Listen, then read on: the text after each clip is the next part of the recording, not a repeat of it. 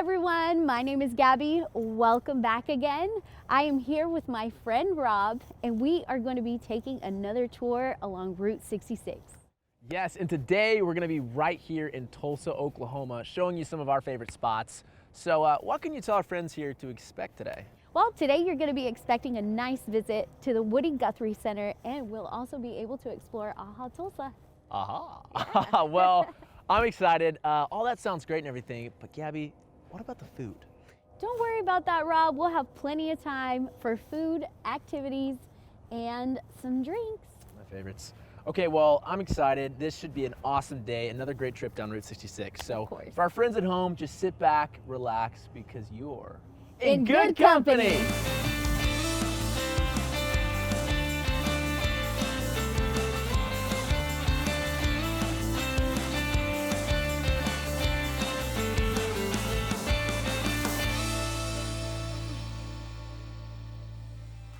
Our first stop of today's tour takes us just off of Route 66 into downtown Tulsa. We had a chance to sit down with the lovely Deanna McLeod and tour the Woody Guthrie Center. Welcome to the Woody Guthrie Center. When you enter our doors, you are greeted with Woody's message immediately. At the top of our steps, there is a quote from Woody that says, "I'm out to sing songs that make you take pride in yourself and in your work." And that's what we're here to do. We're here to share Woody's message and inspire a new generation to understand the power of their own words, their own voices to change the world. Woody wrote about every topic. He had an amazing assortment of children's songs, and they're some of his most enduring and endearing works. He also had a group of songs about racism. He had deportees, about immigration and treating people with dignity. Do Re Mi, which is about his people, again, the migrant workers who were headed to California, who were greeted by police at the border in what they called a bum blockade, checking to see if they had any money before they would let them into the state. Oklahoma Hills, of course, we consider our alternative state anthem, and so many songs that he wrote and shared this message of equality with the world.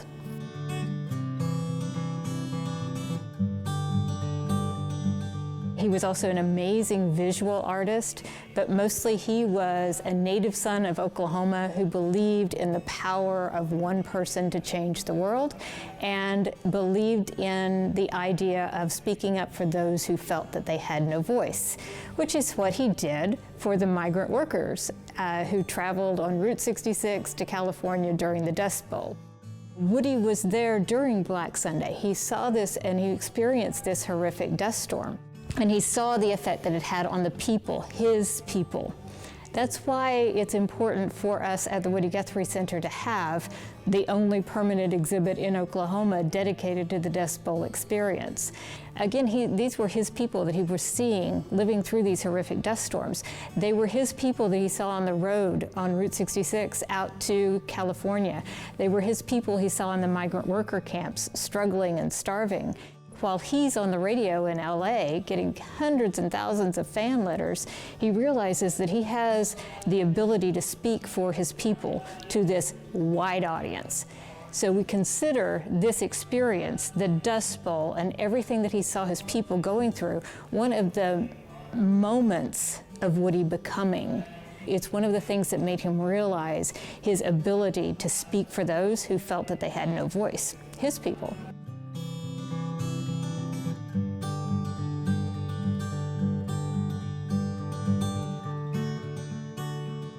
In addition to Woody's work, we have a special exhibit gallery that allows us to branch outside of specifically Woody. We change out our special exhibit gallery every 4 months and try to have exhibits that are pivotal to the moment, that have a connection to social justice or diversity or equality, so that we're following in Woody's footsteps, and that are just incredibly fun. We rent several of our exhibits from the Grammy Museum in LA.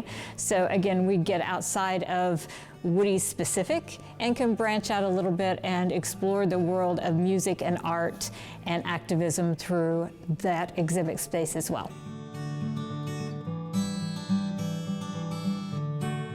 While we share Woody's history, we want to make sure that people understand he has influenced artists, musicians, and activists through the generations.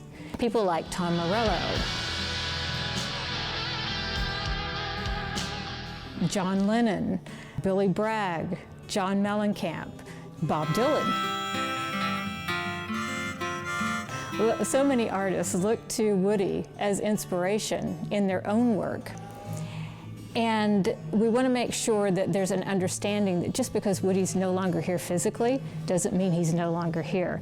We've got a lovely note from John Lennon that was written 7 years after Woody died that says, "Dear whoever, Woody lives and I'm glad." That's why we're here. Woody lives, we're glad, and we want to make sure that our new generation understands their history so they know where they're going.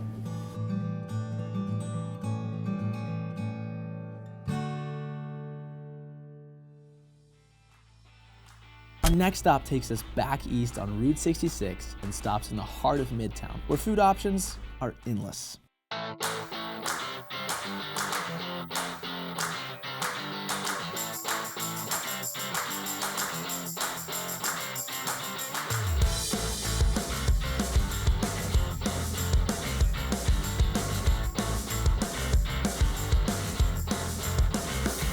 My name's Dane Tannehill. I'm the co-owner of Jane's Delicatessen.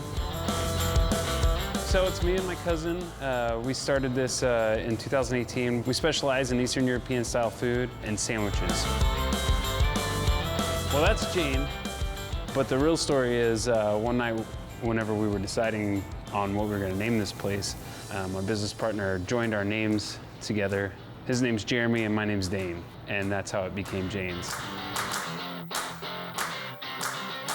We do have a market, and we sell all of our meats and cheeses out of it, and pies. A few other things that are kind of locally sourced, like some pasta from Oklahoma City and spaghetti sauce from Lavera's out of southeastern Oklahoma. And then, yeah, we have a bar. We specialize in some mixed cocktails. Our bartenders are excellent bartenders.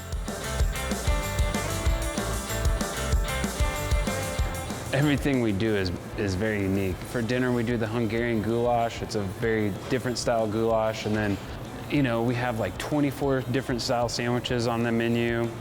We pickle everything in-house, make our own bread. I mean, it's mechanical operation in the back that really makes this front of the house so good.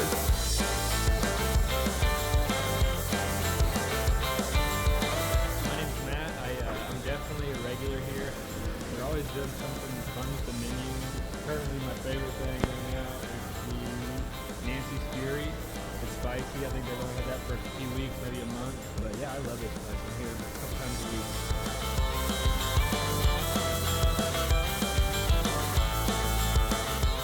week. Even though we do like specialize in meat, we also do a few vegan options. We have a vegan goulash, which is it's kind of a takeoff of our Hungarian goulash, and it's made with mushrooms. And then we have like a vegan pastrami and a vegan Reuben. But you could basically substitute anything on our menu for the vegan cheese and the vegan option. Like it's a brine jackfruit that we do. And so there's quite a few people who will come in and like they'll switch out the meat for the vegan jackfruit and do a whole thing on that, so.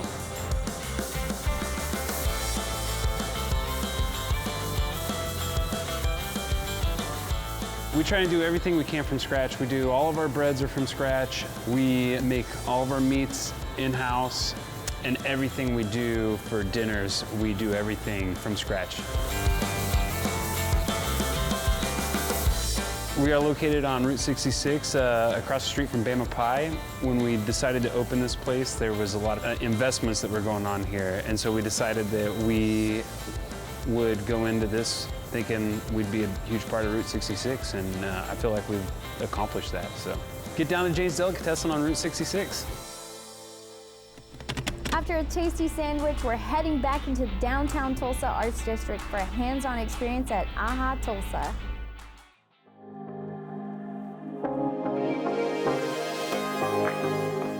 We are here at the AHHA Tulsa Hardesty Center. We began life as the Arts and Humanities Council of Tulsa in 1961, so we've been part of the community for a long time. And what we do here is we keep Tulsa creative. That's our mission as a nonprofit. And we do that in a number of ways. The first is education, and we do a lot of partnerships with local school districts and other community groups. We also do a lot of advocacy, so we fight for the arts at the local, state, and federal level. And we also form strategic partnerships to really get the importance of the arts and creativity out in the community.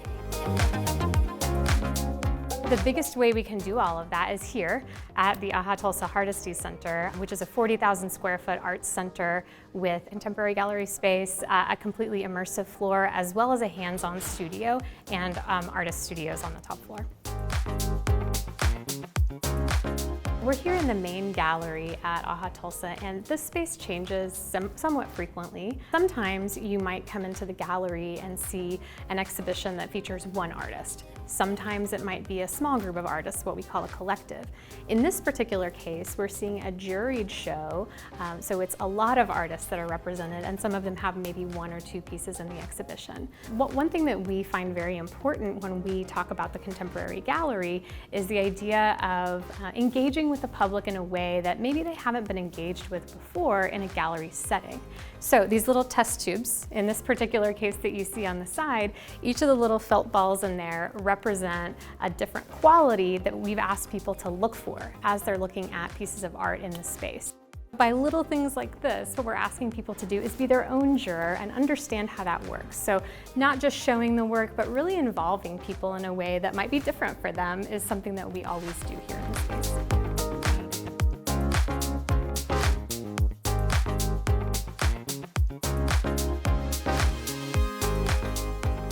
We're here in the studio, which is the third floor of AHHA Tulsa, and it's our hands-on maker space. So as you can see behind me, there's work done by many of our visitors that we have on our brag wall.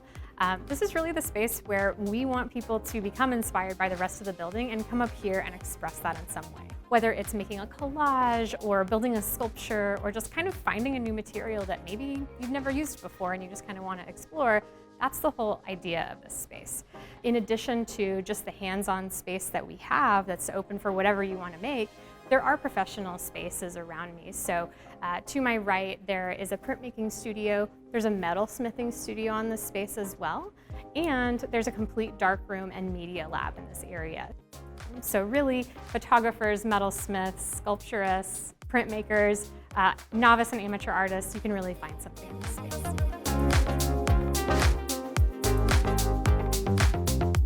So now we're on the second floor of the AHHA Tulsa Hardesty Center, and it's the floor we call the experience. It's an experience because it's a fully immersive floor. So what we've done is we've taken the entire floor, about 12,000 square feet, and we divided that into 6 zones. And there's a lead artist attached to each zone, and we gave them a few guidelines and really let them go with their creativity. So we asked them to create something that engages multiple senses, is something for all ages, and was big and exciting and creative. And they have definitely delivered. So when you move through the space, you are truly enveloped in a work of art, and they're all interactive in different ways.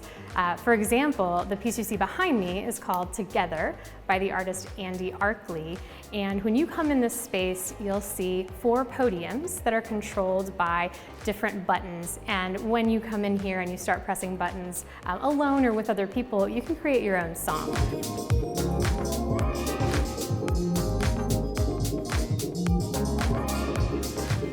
So this artist actually put together music and light and sound with animation and put it into this incredible installation that really activates when you explore on your own. So you'll see everything from science fiction to fantasy to complete natural world, giant deer sculptures, just really a lot of creative things, and there's something for you to interact with in each space.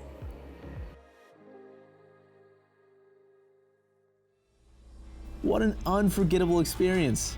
Now, If you think you've had enough food on this tour, just wait till you see what the folks at High Dive Bar and Grill have been smoking up.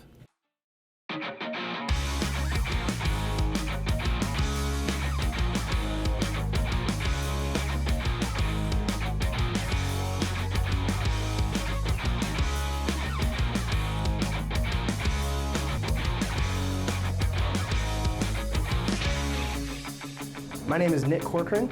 We are here in Tulsa, Oklahoma at the High Dive. We are a high-end dive bar concept serving Korean-inspired barbecue on Tulsa-made Hasty Bakes.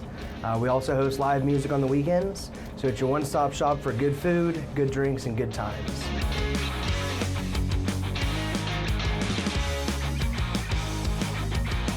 The general idea behind this concept is I took the three things that are core to barbecue in Oklahoma, which is white bread, meat, and pickles. I guess four things, you got sauce in there as well. And then I tweaked all four of those things just enough to where it's an entirely unique experience, where it's still recognizable as barbecue. We have something that they like to call here the works, right? The works. The works. So I highly recommend you get this if you ever get to come around this way. We have right here some wet burnt ends, some elote, pork belly. Oh my gosh, it melts in your mouth. I have always been obsessed with Korean flavors and Korean style food, so I wanted to bring some of the presentation and the style of cooking and the style of flavors to traditionally long smoked meats. My biggest seller, the thing I'm hanging my hat on, is what we're calling bulgogi burnt ends. Traditionally, you take the point of a brisket, smoke it off, cube it up, add sauce and rub, and cook it until it's soft, usually about 210. Instead of a traditional barbecue sauce, I'm taking a bulgogi marinade and rendering that down into a gooey, molassesy sauce and making my own burnt ends out of that. I also have a short rib recipe I do on special, where I take a kalbi marinade, marinate a whole rack of short ribs for no less than 72 hours, and then smoke that for 8 to 10 hours until it's gooey soft, so you get all the flavor of a traditional kalbi with that awesome beef short rib everyone knows and loves.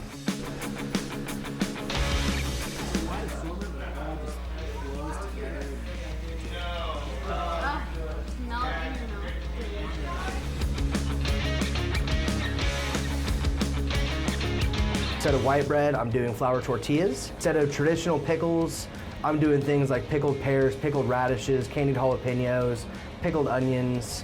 I play with cucumbers sometimes, but you'll never see them in a traditional pickled format. And then my sauces, my barbecue sauce is Oklahoma based, but it's got some wild stuff in there like gochujang, and I've got a little bit of ginger in there and some orange juice to dress it up a little bit. And I've got a variety of house-made sauces I'm playing with at any given time back there. So anytime you come in, ask me what I'm up to, and I'm happy to feed you.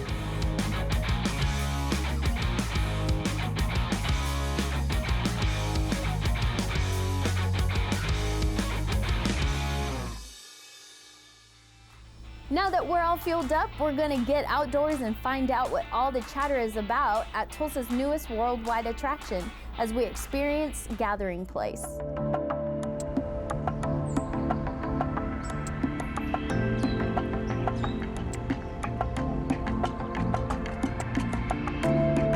An homage to the dramatic Oklahoma sky, the Sky Garden provides intense horticultural beauty. You'll find an assortment of unique trees, dynamic blooms, and shrubs among the distinctive walkways. There's a variety of seasonal flowers in this area to keep things interesting year-round. Spend the afternoon on Peggy's Pond. This tranquil water feature winds around and connects every part of the park. Peggy's Pond is fed by both groundwater and runoff water from our wetland gardens.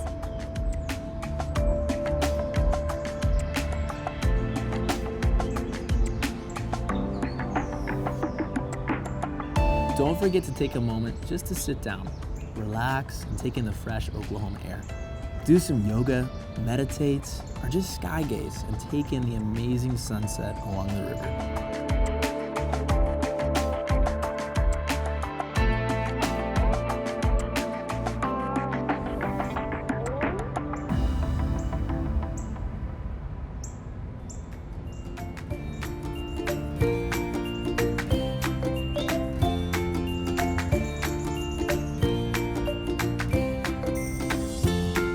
Bring the kids along. The Adventure Playground is a 5-acre kingdom.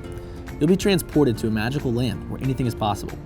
Let your imagination run wild by exploring the playground's signature towers, slides, and climbing features.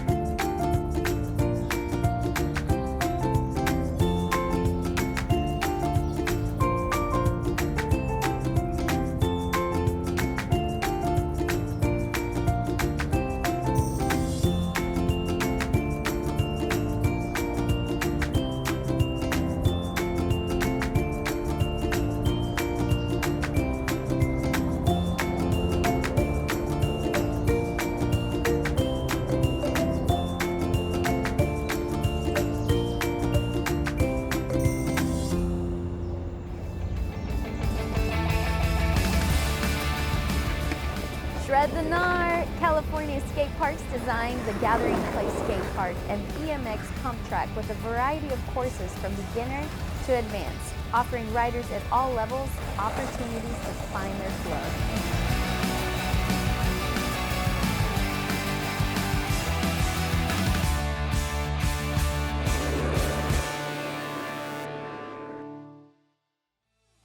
So we've taken in many sights and eaten all the delicious food our bodies can handle.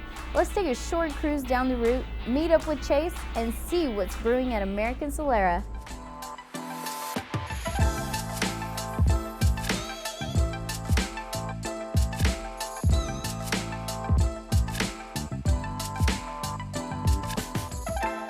Welcome back, everyone. I am here with Rob, of course, and then we have our friend Chase Healy.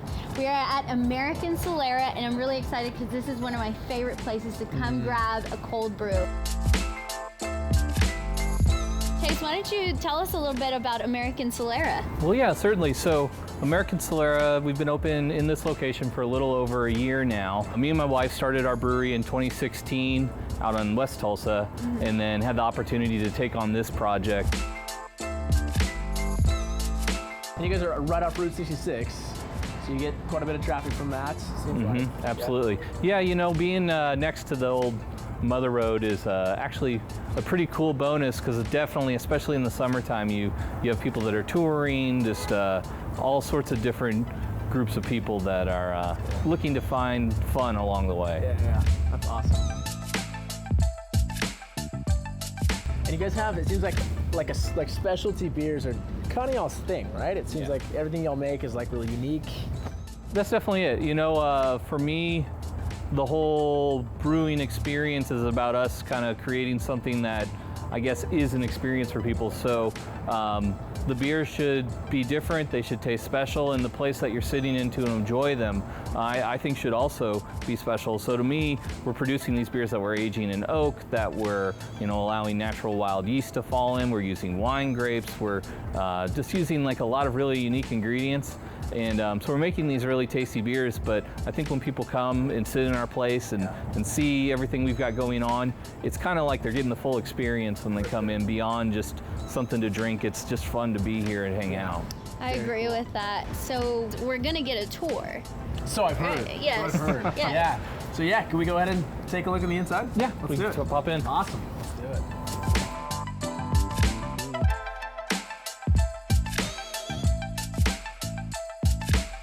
We are here in the main tap room where we're going to start the tour. So Chase, tell us what's going on here. Well, yeah, so this is like just kind of our cool little showpiece feature in the space. This is a cool ship room. The vessel inside is called a cool ship, and the idea is that in the winter time, when temperatures are down closer to freezing, we'll pump beer out of our kettle and into this vessel and open up vents in the ceiling, and the night air will cool the wort down, and once it gets to kind of more room temperature, below 100 degrees, wild yeast and bacteria that's in the air will settle in the beer, and then it undergoes a long, slow fermentation over a couple of years, and we're making what is known as spontaneous beer. It's an homage to what Belgians produce, which is known as lambic.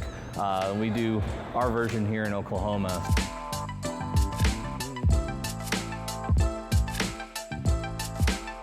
Chase, what's going on back here? So this area is what we call the brew cube. So all of our production of what we call our clean beer, our beer that we're fermenting with a single strain of yeast that we want to keep like as itself, we produce in here. And we've got all sorts of different lagers and IPAs and stouts and everything fermenting away in the tanks. Some, we produce real quick, and others, even the stouts, take at least a year or longer to produce. Being a taproom brewery, people definitely want IPAs and pale ales, hoppy beer. Fresh draft beer is key for us. Most of our sales happen just in our tap rooms, so hoppy beer is definitely something we're always producing, from 5% pale ales to 10% triple India pale ales. So we throw a lot of hops in them and try to make sure they're drank really quickly, so freshness is key with those. That's the idea, is they can come here and get all the fresh hoppy beer, and then if they gotta have our stouts, they can make a special trip here. They can cruise on down Route 66 and time it with one of the releases, or make a friend that might come pick it up for them. But we're just in here experimenting, and our goal is to make beer that obviously we're excited about, and then we're constantly just trying new things and experimenting and just having a lot of fun with our beer.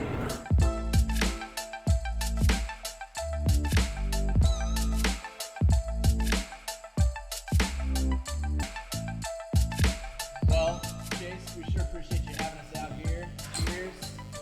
Here we go.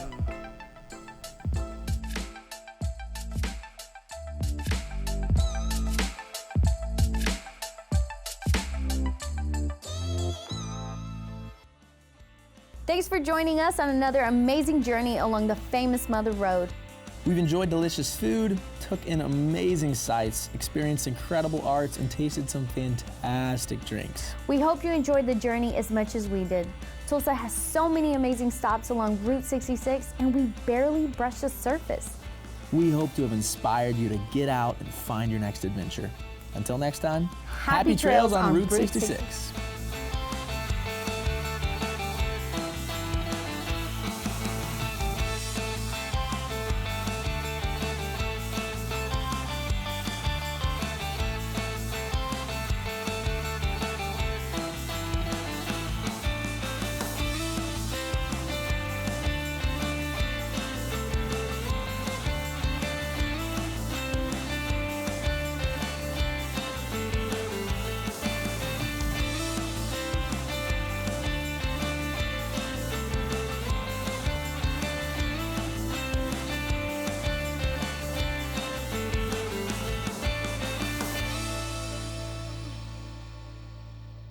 If you would like for your small business to be featured on In Good Company, visit our website at valuenews.com and click on the Contact Us button.